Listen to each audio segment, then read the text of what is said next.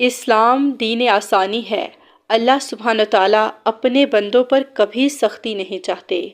ایک بہت ہی خوبصورت واقعہ ہے۔ صحابی رسول حضرت انس بن مالک رضی اللہ تعالیٰ عنہما بیان کرتے ہیں، وہ کہتے ہیں کہ ایک مرتبہ میں رسول اللہ صلی اللہ علیہ وآلہ وسلم کے پاس آیا تو آپ صلی اللہ علیہ وآلہ وسلم دوپہر کا کھانا کھا رہے تھے۔ آپ صلی اللہ علیہ وآلہ وسلم نے محبت سے فرمایا، آؤ کھانا کھاؤ۔ میں نے عرض کیا، یا رسول اللہ میں روزے سے ہوں۔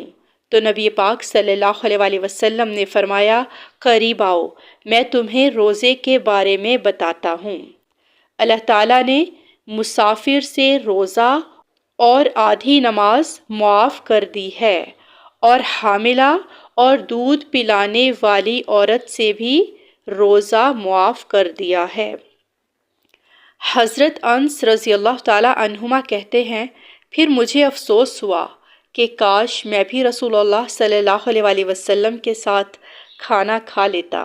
اس حدیث سے ہمیں بہت بڑا سبق ملتا ہے کہ اسلام سختی نہیں بلکہ آسانی کا دین ہے۔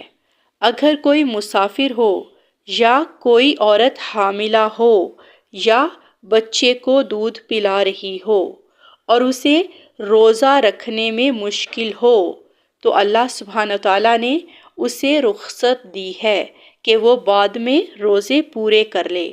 لہٰذا ہمیں دین کو آسانی، رحمت اور حکمت کے ساتھ سمجھنا چاہیے، کیونکہ اللہ سبحانہ تعالیٰ اپنے بندوں پر مہربان ہے اور ان کے لیے آسانی چاہتے ہیں۔